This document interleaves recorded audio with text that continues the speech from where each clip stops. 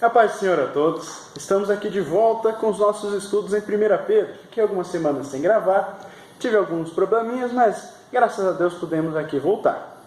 Hoje vamos falar no capítulo 2 até o versículo 10 e no próximo vídeo do 11 ao 25. Antes, porém, eu queria entrar num assunto com vocês, conclamando a cada um a que nós oremos pelo nosso país. Nós estamos passando por problemas muito sérios na política nacional. E esses problemas muito sérios refletem um problema de moral, de ética, de caráter da população como um todo. Qual que é a minha grande preocupação nisso tudo? Eu estava vendo uma pesquisa de dezembro de 2016, feita pelo Datafolha, e nessa pesquisa fala que da população brasileira, 50% se declara católico. 29% se declaram evangélicos. E ali tem outros dados também, mas eu quero me ater a esses dois números. Se nós somarmos, 79% da população brasileira, pelo menos, se declara cristão. Sendo mais específico em relação aos evangélicos, ainda tenho dados do IBGE que em 1940, cerca de 2,6% da população só se declarava evangélico.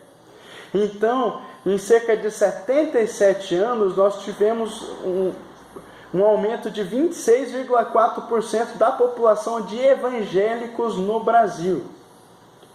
E se eu te pergunto, nesses últimos 77 anos, a moral, o caráter melhorou ou piorou no Brasil? Então, como que um país vive em crise de caráter e crise de moral tão grande se teoricamente a maioria se declara cristão? Ah, Jonathan, então você está falando que o cristianismo piorou o Brasil. Eu te respondo com uma pergunta. Será que o problema é do cristianismo, da palavra de Deus, ou das pessoas que não cumprem essa palavra? Então, além de nós orarmos pelo Brasil, eu quero conclamar a cada um no seguinte: vamos começar a mudança por nós mesmos. Infelizmente, nós vemos dentro de igrejas corrupção e politicagem, pior até do que a gente vê em Brasília.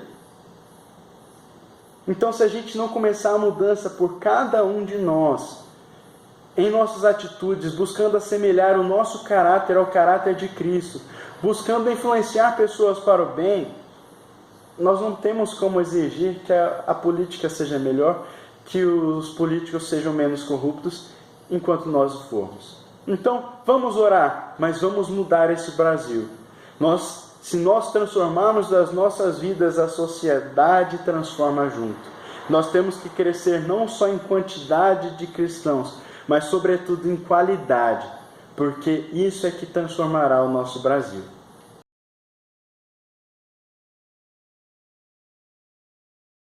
Capítulo 2 de 1 Pedro, entre os versículos 1 e 3 nós temos: deixando, pois, toda a malícia e todo engano, e fingimentos, e invejas e todas as murmurações, desejai afetuosamente, como meninos novamente nascidos, o leite racional, não falsificado, para que por ele vades crescendo, se é que já provastes que o Senhor é benigno. Aqui nós temos uma continuidade do raciocínio a respeito do novo nascimento, da regeneração, do ser gerado de novo, que é trazido no capítulo 1, principalmente nos versículos 3 e 23. E aqui ele nos mostra o seguinte: como uma criança recém-nascida deseja crescer, nós devemos, quando regenerados pelo poder da graça de Deus, nós devemos querer crescer. E para crescer, ele nos mostra duas atitudes. Primeiro, o que nós devemos deixar, que é malícia, engano, fingimentos, invejas, murmurações. Então a nova vida do cristão não pode se desenvolver a menos que nós deixemos o pecado. E segundo, ele fala aquilo que nós devemos desejar, que é o leite racional, não falsificado, ou ainda, dependendo da versão bíblica, fala o genuíno leite espiritual. E aqui dois pontos são interessantes de nós falarmos. Primeiro, o desejo da palavra de Deus. Assim como a criança deseja o leite para o seu crescimento, nós temos que desejar nos alimentar da palavra de Deus para crescermos espiritualmente. Mas aqui há um detalhe muito interessante. Ele fala do leite não falsificado, ou do genuíno leite. Isso quer dizer o quê? Nós temos que buscar nos alimentar puramente da palavra de Deus. Nós temos visto muitas distorções da palavra de Deus por aí. Mas quando nós falamos do nosso crescimento espiritual, tão somente a palavra pura e genuína de Deus é que deve nos alimentar. E aqui entre os versículos 4 e 10 tem várias coisas bastante interessantes. Eu preferi, nesse caso específico, não falar versículo por versículo, porque para nós termos um entendimento geral, alguns pontos estão espalhados entre esses versículos. Por isso eu quero fazer uma divisão diferente. O primeiro ponto que eu quero destacar é que em alguns desses versículos fala a respeito da pedra. E a pedra, claro, como Cristo.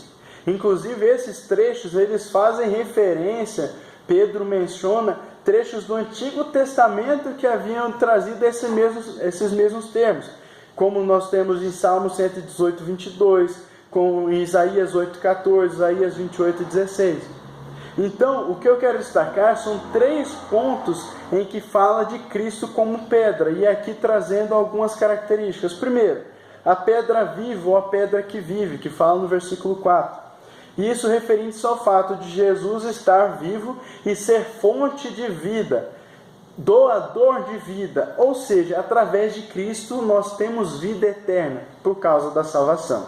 Menciona ainda a pedra principal de esquina ou pedra angular, e aqui no versículo 6 e 7. E aqui, para nós entendermos, nós temos que saber que na arquitetura daquela época, entre 2 paredes que se juntavam, era colocada uma grande pedra. E essa pedra era o alicerce daquele edifício. Então, essa pedra tinha uma importância muito especial, porque era ela quem dava a estabilidade a todo o edifício.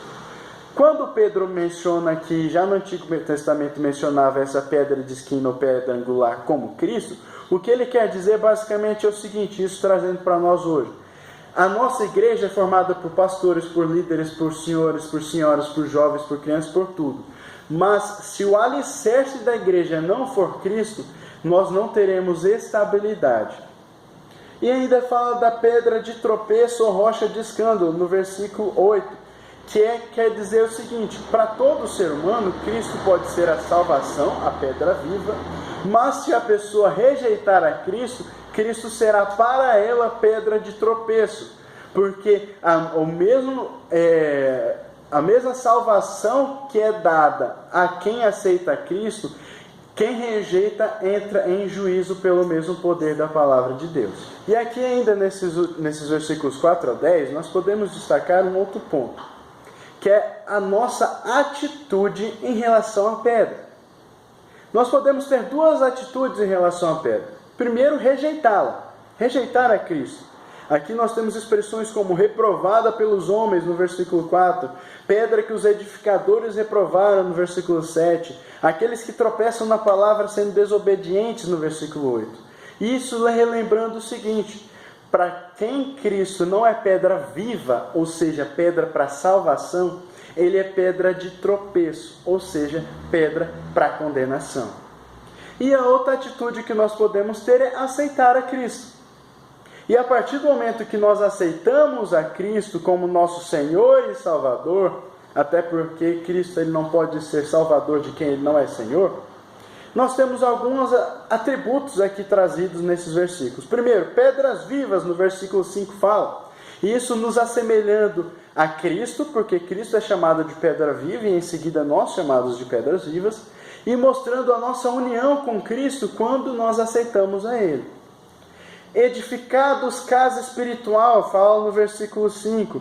Lembrando aqui que no Antigo Testamento, o templo construído por eles era visto pelo povo de Israel como a casa, a residência de Deus. Eles olhavam para o templo e falavam, Deus está morando nesse lugar. Com a nova aliança, eu e você passamos a ser morada de Deus através do Espírito Santo. Sacerdócio santo, fala no versículo 5, ou sacerdócio real, fala no versículo 9.